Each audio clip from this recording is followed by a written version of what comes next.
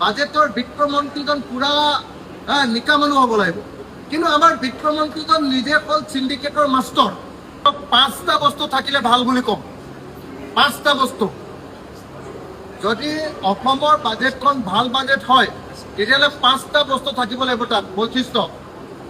1 number, অসমৰ সকলো পথাৰত বছৰত সকলো সময়তে খেতি কৰিব পৰাকৈ, ৰাউণ্ড দ্য ইয়াৰ কাল্টিভেশ্যন কৰিব পৰাকৈ যদি তাত ব্যৱস্থা থাকে, যদি পথাৰৰ সকলোতে পানী দিম বুলি ব্যৱস্থা থাকে, পথাৰবিলাকত মেকানাইজ কৰাৰ মানে ট্ৰেক্টৰ দিয়াৰ ব্যৱস্থা গ্ৰহণ কৰা হয় প্ৰতিখন পথাৰৰ কাৰণে গাঁওবিলাকক, আৰু বছৰৰ সকলো সময়তে খেতি কৰাৰ যদি ব্যৱস্থা থাকে, আৰু সেই ব্যৱস্থা থকাৰ লগে লগে তাৰ লগে লগে সেই বস্তুবিলাক ৰাখিবৰ কাৰণে যদি ওচৰৰ পঞ্চায়তত যদি গুদাম বা কোল্ড ষ্টোৰেজৰ ব্যৱস্থা কৰে, তেতিয়াহ'লে মই ক'ম যে এইখন হ'ল নাম্বাৰ 1 বাজেট। 1। 2, নাম্বাৰ 1 বাজেট হ'বলৈ হ'লে 2 হ'ব লাগিব অসমৰ প্ৰতিখন গাঁৱত সৰু সৰু industry, semi conductor industry, Adani Ambani Tata নহয়, অসমৰ চব গাঁৱে গাঁৱে ক্ষুদ্ৰ ক্ষুদ্ৰ উদ্যোগ কৰিব লাগিব। আমাৰ যিবিলাক খেতিয়কৰ বস্তু, সেই বস্তুবিলাকৰ পৰা আকৌ নতুনকৈ বস্তু উৎপাদন কৰিবৰ কাৰণে যদি ক্ষুদ্ৰ উদ্যোগ প্ৰতিখন গাঁৱত দিয়ে, তেতিয়াহ'লে এইখন হ'ল ভাল বাজেট। 2। 3, অকল গাঁৱত নহয়, টাউনতো, আমাৰ প্ৰত্যেকখন টাউনত এজনো যাতে নিবনুৱা থাকিব নোৱাৰে, তাৰ কাৰণে ক্ষুদ্ৰ ক্ষুদ্ৰ উদ্যোগৰ যদি ব্যৱস্থা কৰে, তেতিয়াহ'লে এইখন ভাল বাজেট। এইটো 3। 4, প্ৰফেচনেল আছাম। অসমৰ ল'ৰাই 14,000 বা 18,000 গৈ ছিকিউৰিটি গাৰ্ড কৰে, যদি ইয়াত বেটেলিয়নৰ ট্ৰেইনিং দি পঠিয়ায়, বোলে মোক মেইনটেনেঞ্চ কেনেকৈ কৰিব লাগে, মোক মেনেজ কেনেকৈ কৰিব লাগে, তো তেতিয়াহ'লে ইয়াত কি হ'ব, আমাৰ তাত ছিকিউৰিটি কৰিবলৈ যোৱা ল'ৰাজনে 14,000ৰ ঠাইত 50,000 দৰমহা পাব। প্ৰফেচনেল কৰি ওলাব অসমৰ প্ৰত্যেকজন মানুহ। প্ৰফেচনেল নকৰি এতিয়া কি অকল বেনিফিচিয়াৰী কৰি প্ৰফেচনেলিজিমটো ধ্বংস কৰি পেলাইছে, অসমীয়া জাতিক বৰবাদ কৰি দিছে।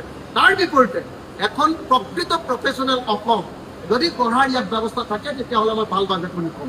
আৰু পঞ্চমতে, ভাল বাজেট হ'বলৈ হ'লে অসমৰ ভিতৰত গোটেই বজাৰখন কেনেকৈ দখল কৰিব পাৰি, ভাৰতৰ গোটেই বজাৰখন, নৰ্থ ইষ্টৰ মাংসৰ বজাৰ, নৰ্থ ইষ্টৰ মাছৰ বজাৰ, নৰ্থ ইষ্টৰ পাচলি বজাৰখন দখল কৰাৰ যদি কথা থাকে, আৰু চাউথ ইষ্ট এছিয়া অৰ্থাৎ এইফালে আমাৰ ম্যানমাৰ, ভূটান, বাংলাদেশ, আমাৰ থাইলেণ্ড, আমাৰ নেপাল, এইবিলাক দেশৰ এই আমাৰ পূবফালে থকা বজাৰখন যদি দখল কৰাৰ ব্যৱস্থা থাকে, তেতিয়াহ'লে মই ক'ম যে এখন ফাৰ্ষ্ট ক্লাছ বাজেট।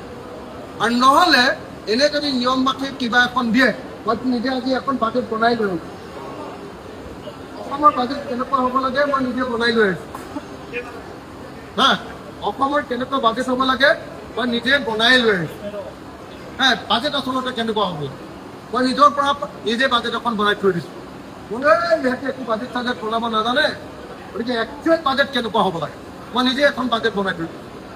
তো গতিকে মই আশা কৰিম যে এখন ভাল বাজেট হ'ব। কিন্তু যিজন মানুহে আজি বাজেট দিব, বিত্তমন্ত্ৰী, তেওঁ নিজে যেতিয়া চিণ্ডিকেট মাষ্টৰ, তেতিয়াহ'লে সেইখন কেনেকৈ ভাল বাজেট হ'ব আপোনালোকে কওক। বাজেটৰ জৰিয়তে ৰেভিনিউ আহিব লাগিব। ৰেভিনিউ আহিবলৈ হ'লে বাজেটৰ বিত্তমন্ত্ৰীজন পুৰা নিকা মানুহ হ'ব লাগিব।